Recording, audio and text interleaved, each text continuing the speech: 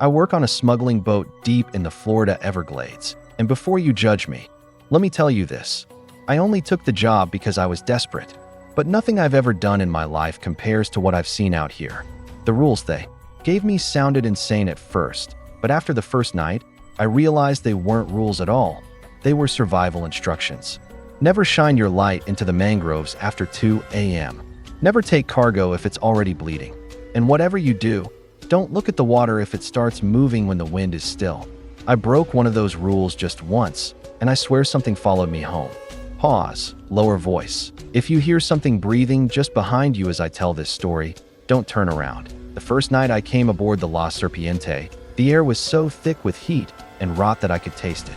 The Florida Everglades at night are not the kind of place you visit willingly.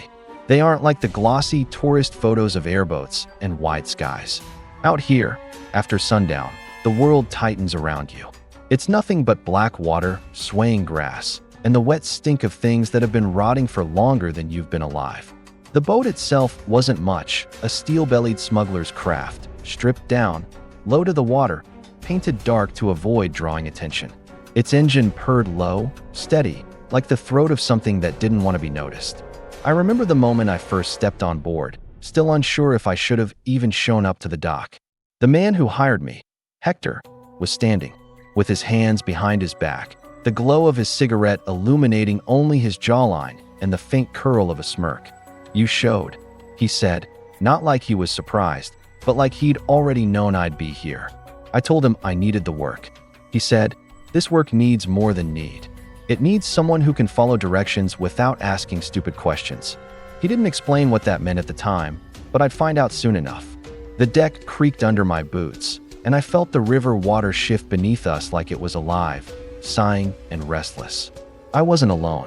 A crew of 4 other men worked around me, their eyes quiet and sunken, like they'd been out here too long.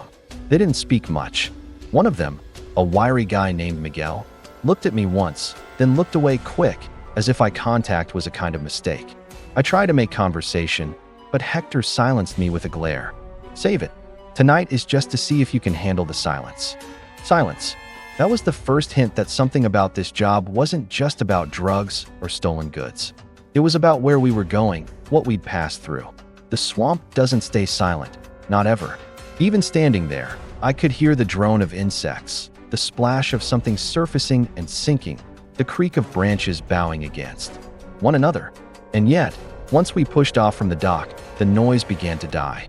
It wasn't gradual. It was like someone turned a dial, shutting the life of the Everglades down until all that remained was the dull churn of our engine and the slap of water against the hull. That quiet felt wrong, like the swamp itself was watching us. We glided into the black, stars smothered by a blanket of clouds, the moon pale and useless. Hector steered, his eyes fixed ahead, as though he could see a path invisible to anyone else. The others kept their heads down, tending to equipment, avoiding the water with their eyes. I, stupidly, couldn't look anywhere else. The river was wide and oily, reflecting nothing, absorbing the glow of our deck light as if swallowing it. I thought I saw shapes beneath the surface, too large for fish, too slow for gators. But when I blinked, there was nothing but dark ripples. Hours passed, though time didn't feel right. The swamp doesn't let you measure minutes. It stretches them, distorts them, until you can't remember how long you've been drifting. My phone was dead. My watch had fogged over. All I had were the sounds of the crew shifting uneasily and the low mutter of Hector's voice when he cursed under his breath. Then came the first strange thing. We weren't carrying anything yet. Hector had told me this was just a test run, a way to see if I could keep calm. But suddenly, the smell hit. Coppery, sharp, like blood thick in the air. I thought maybe a gator had torn into something nearby, but the crew all went still, as if they recognized it. Miguel muttered, "It's too early," and another, Carlos, gave him a sharp look that shut him up. I asked what it was, but no one answered me. The smell faded after a few minutes, replaced again by that suffocating wet rot stench of swamp water, but it left me unsettled, uneasy. When I leaned over the side to peer into the river, Hector's hand shot out, gripping my collar with surprising strength. "Never lean over," he hissed, voice so low I barely heard it over the engine. "Not here. His eyes bore into mine, cold and hard, and though I wanted to push back, I didn't. Something about the way he said it, the urgency, the absolute certainty, shut me down. That was when I realized the unspoken truth. The rules existed even if I didn't know them yet. The hours dragged on. I fought off sleep, the humidity pressing against my skull, the heat sinking into my bones. The Everglades stretched endless. Every bend of the water looking the same as the last, the sawgrass forming walls around us that seemed to shift when I wasn't looking. Once, I swore I saw a shape moving between the reeds, something tall, walking upright, too pale to be human. I blinked and it was gone, but the reeds shook as if something had passed through them. I didn't mention it. I already understood that this crew wouldn't confirm anything for me. Whatever they knew, I wasn't ready to hear it. Around 3 in the morning, we stopped. Hector killed the engine, and the silence that followed was suffocating. Even the insects had died away, leaving a hollow emptiness. First lesson, Hector said, finally breaking the quiet. The swamp decides what happens here, not you. Don't forget that. His words sounded rehearsed, like he'd said them, to every newcomer who ever joined. Then he turned his head, as if listening. I held my breath, trying to catch whatever sound he was chasing. And then I heard it, a low, steady breathing that wasn't coming from any of us. It rose and fell, as though something massive sat just beneath the surface of the water, lungs moving with a rhythm too slow, too deliberate. I wanted to ask what it was, but before I could, Miguel pressed a finger to his lips and shook his head, almost violently, warning me not to speak. So I didn't. I stood frozen, heart pounding, listening to that inhuman breath circling us in the dark, until, finally, Hector restarted the engine and we moved on. Nobody said a word for the rest of the night. When we finally docked back at the same lonely pier just before dawn, I stumbled onto land with my legs trembling. The rising sun bled pink across the swamp, but it didn't make me feel safer. If anything, it only showed me more clearly how isolated we were, how easy it would be for someone, or something, to vanish here forever. Hector clapped me on the shoulder, the faintest grin on his face. You lasted. Not bad. Come back tomorrow night, and we'll talk cargo. He started walking off, leaving me to decide whether I'd actually return. I should have walked away right then, taken the warning for what it was. But the truth is, I was broke, alone, and tired of running from worse things in my life. And maybe, in some dark, reckless corner of my mind, I wanted to know what rules he hadn't told me yet. That was my mistake. Because out here in the Everglades, rules aren't optional. They're the only thing keeping you alive. And once you break one, you don't get to stop what follows. I came back the next night, though my gut told me I shouldn't, and the look on Miguel's face when he saw me step onto the deck confirmed that instinct. He looked at me with something between pity and annoyance, as if I was already a dead man walking, and maybe in a way I was, because the swamp had gotten under my skin after that first night. Those sounds and silences replaying in my head like a tape I couldn't shut off. But I told myself it was just nerves, just imagination, and that I needed the money more than I needed peace of mind. So I climbed aboard the La Serpiente again, the board slick with moisture and the smell of the swamp thicker than before, almost sweet and sickening in the back of my throat, like something had been cooking under the heat all day and rotted where it stood. And Hector gave me a nod, nothing more, just an acknowledgement that I'd passed some kind of first test by showing up again. And that night we did carry cargo, though. It wasn't what I expected, not crates of drugs or weapons like I'd thought, but sealed wooden boxes. Small enough for one man to carry, but heavy, dead weight that seemed to hum faintly when you touched it, like there was something vibrating deep inside. And when I asked what was in them, Hector shot me a look sharp enough to cut, and simply said, "Don't ask again." And the others stayed silent, their eyes skimming the water as if looking anywhere else would draw attention. And so I shut my mouth and helped load, feeling the strange pulse of those boxes in my palms, a pulse that made my skin crawl because it didn't seem mechanical or man-made. It felt organic, like a heartbeat muffled by thick wood, but I told myself I was tired, overheated, imagining things. And once the boxes were stacked in the hold, we pushed off again into the black water.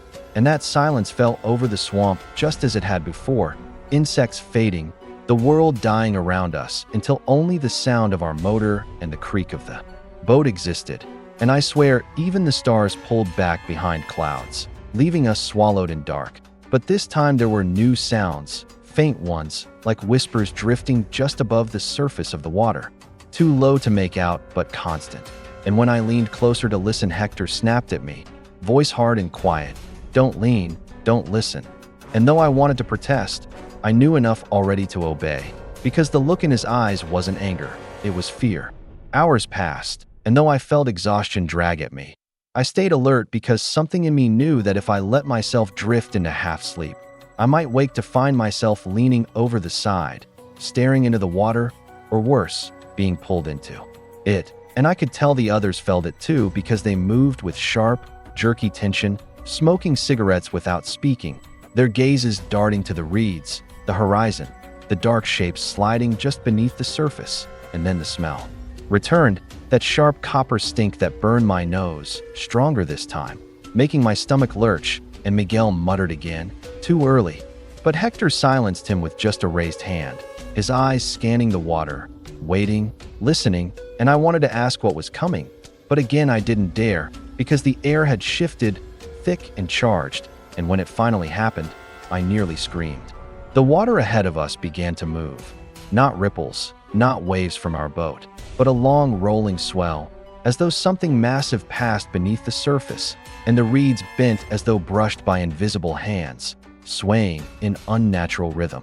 And all the while the air was dead still, no wind, no reason for the movement, and I froze, clutching the rail, feeling Hector's warning in my ears. Never lean, never look too long. But it was impossible not to, because whatever was beneath us wasn't a gator or fish. It was far too big, the swell stretching longer than the length of our boat, passing slowly, deliberately, like something was circling us. And then the breathing started again, louder this time, so loud it vibrated in my chest, that deep, steady inhale and exhale of something alive, immense, patient, and though every instinct told me to scream, I forced myself silent, because I knew if I made a sound, it would hear me. The others didn't move either, frozen in place like statues, and we all listened to that thing breathe, circling, circling, until at last the swells faded, the reeds stilled, and the copper stench ebbed away into the night, leaving us hollow and trembling. When Hector restarted the engine, no one spoke for a long while, until finally Carlos muttered, "It's too close to the crossing now," and Hector snapped, "Shut it." And I had no idea what they meant, only that every second out here pressed heavier on my chest, like the swamp was slowly pushing me under. Hours later, we finally reached the drop point, a narrow spit of land hidden among the reeds, and two shadowy figures stepped out to take the boxes, their faces hidden under wide-brimmed hats, their movements stiff, jerky, like marionettes instead of men. And though I expected Hector to exchange words with them, he didn't. He just nodded, and the figures nodded back, loading the boxes into the reeds where I could hear but not see a second boat waiting, its engine muffled almost completely, like it wasn't a machine at all, just some low rumble of the earth. And when they were gone, we turned back, empty, but heavier somehow, heavier in spirit, the silence thicker, the dread deeper, and I began to understand that smuggling was only the cover for this job, not the purpose, because whatever we were carrying, it wasn't meant for human hands, and whatever watched us from the water was an animal. On the way back, something strange happened to me personally. While the others dozed, I saw something in the distance, a dim glow rising from the water, faint red like embers under the surface, and though I knew I should ignore it, something in me was drawn, compelled, and my hand moved toward my flashlight before I remembered Hector's warning about shining lights. So I froze, trembling, because every nerve screamed to see what was glowing, but some other instinct screamed louder to never look, never give it attention, and I swear in that moment I heard my name whispered across the water in a voice that wasn't human but carried the shape of my name inside it, dragging the syllables like they'd never been meant for a mouth. And I nearly broke, nearly shone my light just to prove it wasn't real, but Hector stirred, muttered in his sleep, and the sound snapped me out of it long enough for the glow to fade, leaving me shaking and slick with sweat. By the time we docked again at dawn, I felt like I'd aged years, my eyes hollow, my skin clammy, but Hector just clapped my shoulder again, as if none of it mattered, and said, Tomorrow, you learn the rules. And though every instinct in me screamed to walk away, to run, I found myself nodding because I needed to know. I needed to understand what lived out there in the Everglades with us, what those boxes held, what waited in the water, and most of all, why the crew looked at me the way they did, like I was already half swallowed by the swamp. I came back again, though each step toward the dock felt heavier than the last. And that morning after we docked, I told myself I wouldn't return, that I'd cut my losses, go back to labor jobs, or even hustling on the street if I had to. But as the day wore on, I couldn't shake the pull, that gnawing need to know what the hell was happening on the La Serpiente, what we were carrying, what lived in the water. And when dusk came, I found myself walking back down that weather-beaten pier like a man in a trance, sweat dripping into my eyes, the air thick with mosquitoes that didn't seem to touch me anymore. And when I boarded, Hector was waiting, arms crossed, cigarette hanging unlit from his lips, and he didn't smirk this time, didn't even greet me. He just said, "You want to keep riding with us, you need to learn the rules." And something in his tone made my stomach twist because it wasn't a warning, it was an ultimatum. And though I nodded, I already knew these weren't rules like any I'd ever heard. Not the kind you break with a slap on the wrist, but commandments written in blood and consequence. The crew gathered around as Hector laid it out, their faces grim, shadows dancing across their tired eyes from the single lantern on the deck. And he spoke like a preacher delivering a sermon none of us wanted to hear.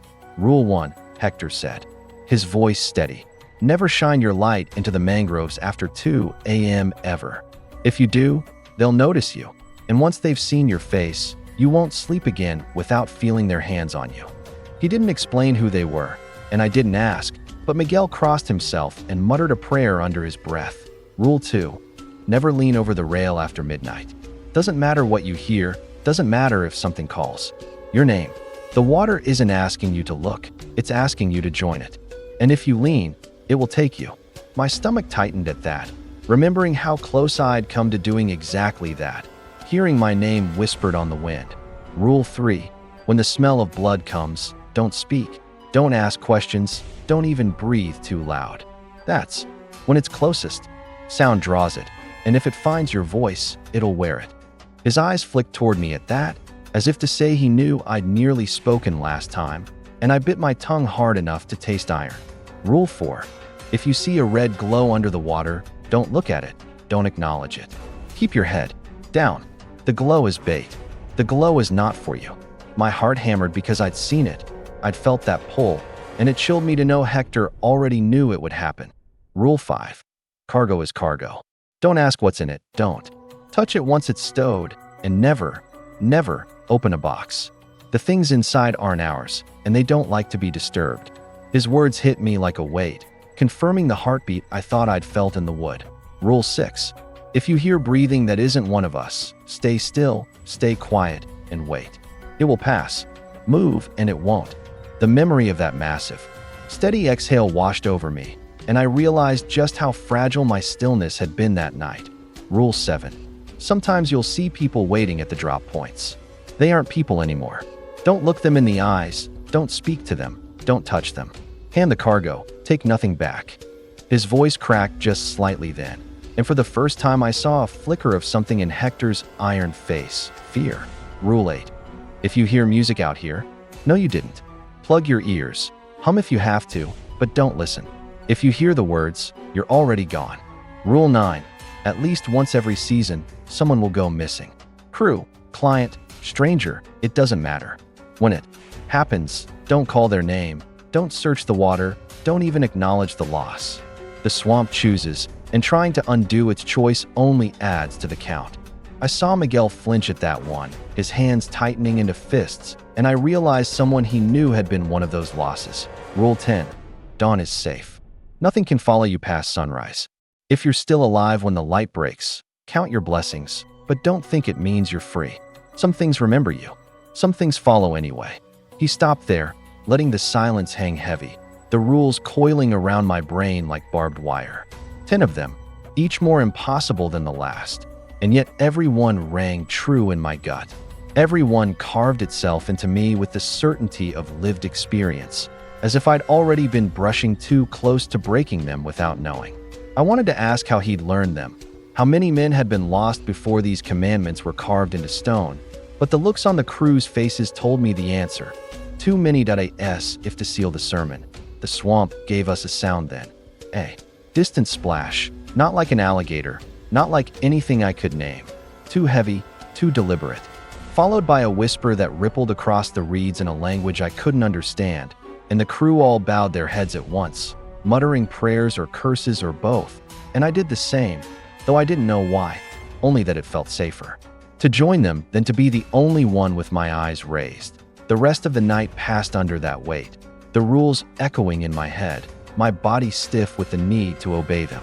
I kept my eyes away from the mangroves even when shadows moved there, jerking shapes just at the edge of sight. I kept my mouth shut when the copper smell rolled over us again, stronger, almost choking. I clenched my fists when the water below us flickered red, begging me to look. And through it all, I realized the truth. These weren't just strange rules. They were a map for surviving in a place where survival wasn't guaranteed, where the Everglades themselves were just a thin veil stretched over something older, hungrier, and utterly indifferent to human life. When dawn finally came, painting the sky pale gold, I thought I'd feel relief, but instead I felt hollow, because the rules didn't just keep me alive, they bound me to the swamp. I couldn't unhear them now, couldn't unsee the shapes, couldn't unknow that every night would test me again, daring me to slip, daring me to break one. And in the pit of my stomach, I knew that sooner or later, one of us would. The first rule was broken on the third night after Hector told me the list, and though it wasn't me who did it, the consequences wrapped around all of us like a noose. And I realized then how fragile our survival was, how thin the line between coming back to shore and being swallowed whole truly was. Because no matter how careful you are, no matter how tightly you clutch the rules, there's always someone who slips. Someone who forgets for just a moment that the swamp isn't a place. It's a living thing that wants you in its gut. That night began like the others, hot air sticking to my lungs, mosquitoes buzzing uselessly in my ears, the deck slick with condensation as we loaded cargo. Those damned boxes that thrummed like organs stuffed into wood, heavier than they had any right to be. And as we pushed out into the water, I felt the rules in my bones, like commandments etched in the marrow of me. Don't look, don't listen, don't lean, don't shine. But despite all that, Carlos made the mistake. It started simple. He was drunk, or at least I think he was, because his words slurred and his steps stumbled, and I caught the smell of rum on his breath when he passed me, though I had no idea how he'd managed to smuggle it aboard. But it made sense later, because no sober man would have been so careless out here.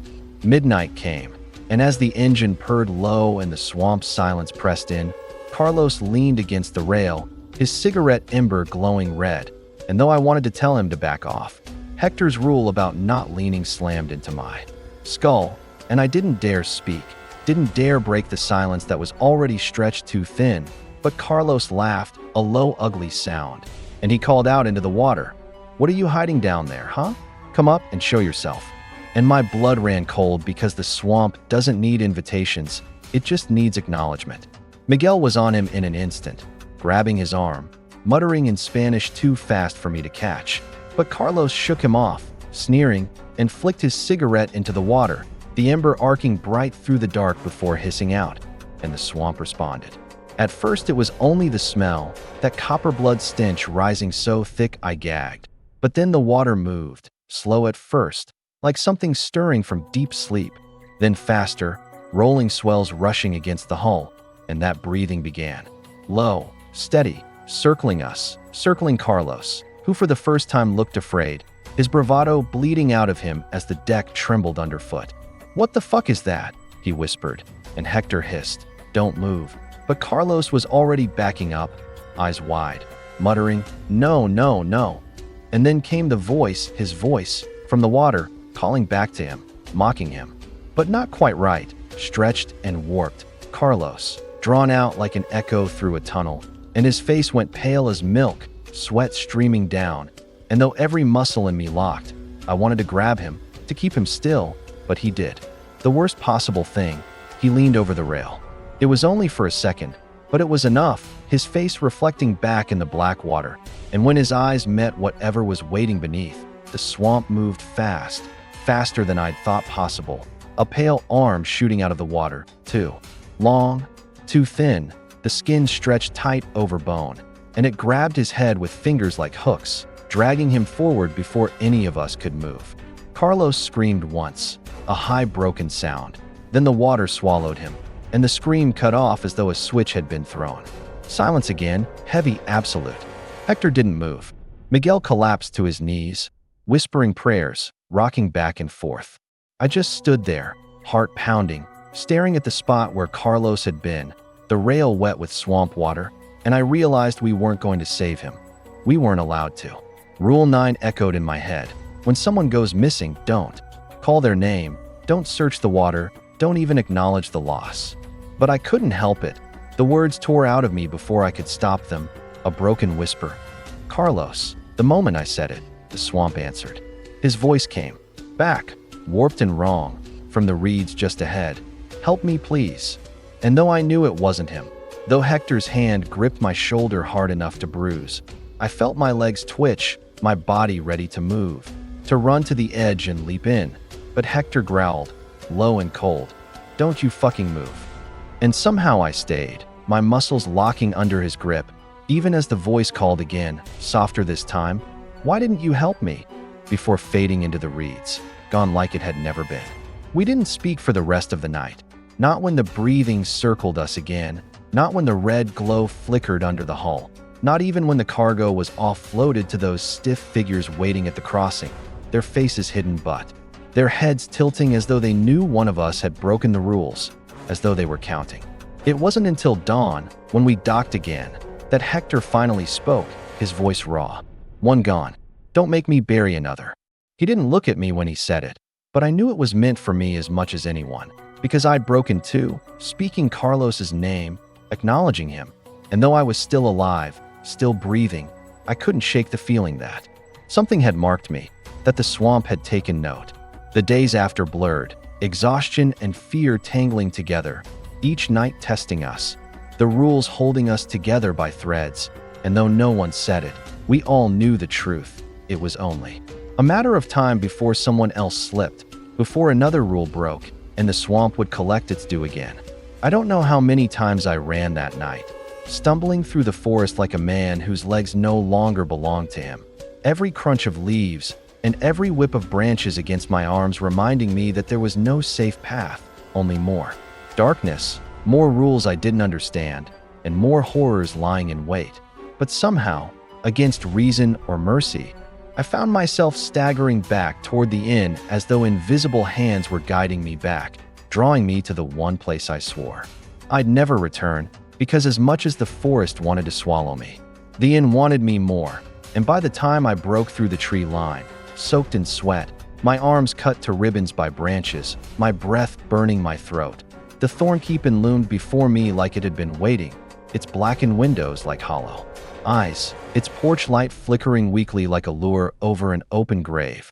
And though every part of me screamed to turn and keep running, to never look back, to collapse on the roadside and let some passing stranger find me at dawn, I knew there was no passing stranger, no dawn coming for me if I didn't walk back through those doors, because the rules weren't finished with me yet. I pushed the door open, the smell of mildew and wood smoke spilling into my lungs like poison, the faint sound of whispers slithering through the halls, whispers that weren't just words but something deeper, something that sank into my head, like hooks dragging me forward, and as I stepped onto the creaking floorboards, I realized the rules had changed. The board was reset, and I was in a new game. The dining room candles flickered to life on their own, casting shadows against the walls, and at the center table lay another envelope, fat and yellowed, addressed to me in looping black script, my name stretching across it like it had been written centuries ago and only now had arrived at its destination. My hands shook as I picked it up, the paper damp and sticky like it had been buried in soil, and when I tore it open, 3 more rules slid out, written in fresh crimson ink that bled at the edges. Rule 8. If you hear footsteps upstairs after midnight, do not investigate. Lock your door, cover your ears, and wait until they pass. Rule 9. Never accept a drink offered by anyone in the lounge after dusk. It is not what it appears to be. Rule 10. If you see a candle burning in a room with no one inside, blow it out immediately or something will come through. My stomach churned at the last one because even as I read it, I could see from the corner of my eye a faint glow spilling from one of the side rooms, the flicker of a lone flame waiting for me to notice, daring me to disobey. The inn was testing me, pushing me further into its grip, and my choices now felt less like survival and more like playing along in a ritual that had started long before I was born. I crept to the doorway and, without breathing, leaned in. Yes, a single candle burned on the dresser in the empty parlor, its flame impossibly still, as if it weren't touched by air, and I swear the shadows around it weren't just shifting, they were reaching.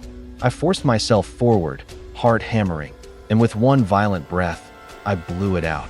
The flame died instantly, plunging the room into a suffocating blackness, and for a split second, I felt something brush against my face, like a cold hand retreating back through the void. But the silence that followed was worse than any scream could have been. I backed away, clutching the rules like they were scripture, and realized this wasn't about checking boxes anymore. This was about endurance, how long I could last before the inn wore me down, tricked me into a mistake, and fed on what was left of me. Upstairs, the floor creaked. Once, twice, deliberate steps like someone pacing directly above me. And I remembered Rule 8, slamming my door shut and fumbling the lock with trembling hands before pressing my palms over my ears. But no matter how hard I tried to block the sound, I could still hear it, the dragging of feet, the groan of the boards, the breathing of something that wasn't meant to breathe in this world, circling just over my head as though mapping my location. I sat there in the dark, teeth grinding, stomach cramping, waiting for it to pass. But when it finally stopped, the silence was worse than the noise, because silence in Thornkeep Inn was never empty. It was loaded, pregnant with unseen eyes. Hours must have passed, or minutes, I couldn't tell anymore, before I heard another sound. The clinking of glass from the lounge, low laughter, voices calling my name like old friends I'd known all my life, and against every fiber of my being, I cracked the door and peeked down the hall. The lounge was lit up, golden lights spilling onto the carpet, and inside sat 3 figures at the bar, dressed in fine suits and gowns, their faces pale and waxen like mannequins, yet their mouths moved, smiling, inviting, raising glasses that shimmered like amber fire.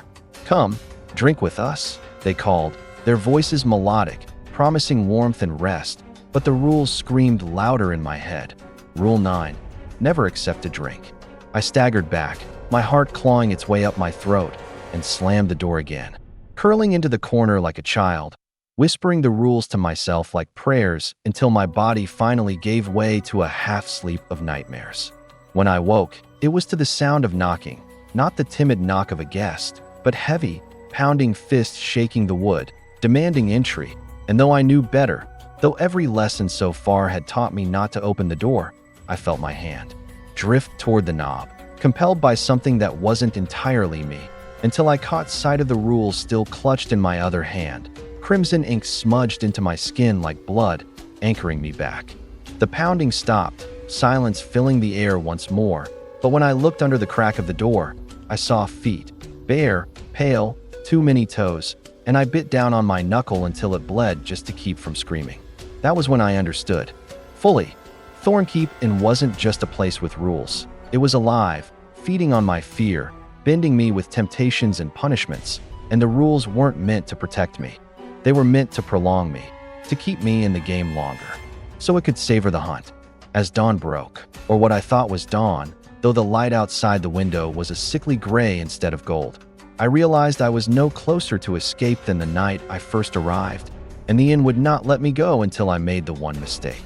It wanted, the one that would open the door wide enough for whatever waited on the other side to step through. I wish I could tell you this story ends with me escaping that cursed town, but the truth is far crueler than anything my mind could have conjured when I first stumbled across the faded sign that warned me never to enter. Because Chapter 6 isn't about survival anymore. It's about inevitability, about the crushing weight of a fate that no matter how hard I tried to twist, turn, and claw against, had already been sealed from the moment I ignored the warnings and walked those cracked roads that don't appear on any map. And now, as I sit in this room that isn't a room at all, but some grotesque mockery of one, walls pulsing with veins, shadows moving independently of any light source, the ceiling opening and closing like the throat of something alive, I finally understand what all the voices, the rules, the impossible landscapes, and the grotesque townsfolk were trying to drill into me. There was never an escape, because I was never meant to leave, and worse, I was never meant to be just a visitor, because this town doesn't let outsiders go. It reshapes them, repurposes them, grinds their memories and flesh into the machinery of its eternal hunger. And as much as I want to deny it, I can already feel the truth slithering beneath my skin, my bones vibrating with a frequency that doesn't belong to me. The taste of iron and soil heavy on my tongue as the floor swells upward, almost as though it's breathing in rhythm with my failing heartbeat. And I realize that every single face I saw wandering the streets, the butcher, the faceless children, the pale woman in the window, they weren't residents at all. They were remnants, echoes, of others who ignored the same warnings, who thought they could come and go. And now they've been folded into the fabric of this place, like threads in a living tapestry that grows stronger with each soul it consumes. And now it's my turn, my body convulsing as the walls lean closer, whispering in 1,000 overlapping voices that sound like my own but twisted, stretched, mocking, each one telling me to stop resisting, to lie down, to give myself over completely, because fighting is what makes it hurt, and I can feel the rules I memorized burning in my mind like brands. Don't look at the shadows too long. Don't answer if someone knocks after midnight. Don't follow the sound of crying children, and don't stay past sunrise. But I broke them all. I broke every single one. And this town is exacting the price, not in one swift punishment, but in a slow, excruciating unraveling where I can feel pieces of myself being unstitched, threads of memory pulled apart until I can no longer remember what my mother's face looked like, what my own voice used to sound like, or even what my real name was, because maybe I never had one. Maybe I was always meant to be here, waiting for the moment the town called me home. And as the ceiling finally splits open into a black void that drips with starlight not from our sky, but from somewhere older, hungrier, a place that feels like the town's true heart, I see them. The others, the ones who came before, staring down at me with hollow sockets and wide, grotesque smiles, their jaws unhinged, their tongues lashing out like serpents to taste the air, and I know that soon I will be one of them, standing in some forgotten window, or wandering the dirt streets barefoot, waiting to lure the next fool who crosses the threshold of this place. Because that's the cycle, that's the law, that's the truth nobody tells you until it's far too late. And now the town has my body, it has my voice, it has my mind, but worst of all, it has my story. Because even as I write these words with trembling hands, even as I scream for someone, anyone, to read this and understand, I realize the town is using me to spread itself, to reach beyond its borders. Because the more people who know of it, the stronger it becomes, and the more it can drag others into its web. And I can't stop it. I can't close my eyes or drop the pen, because my fingers no longer belong to me. They belong to the town. My words belong to the town. And now, if you're reading this, if you've made it this far, I have to tell you the final rule. The one I never understood until now. If you hear of this place, if you feel its roads calling to you, if you ever find yourself staring at a faded wooden sign pointing to a town that doesn't exist on any map, turn back. Don't read another word. Don't follow the roads. Don't give in to the curiosity gnawing at your gut. Because if you do, the town will already know your name. And once it knows your name, it will never let you go.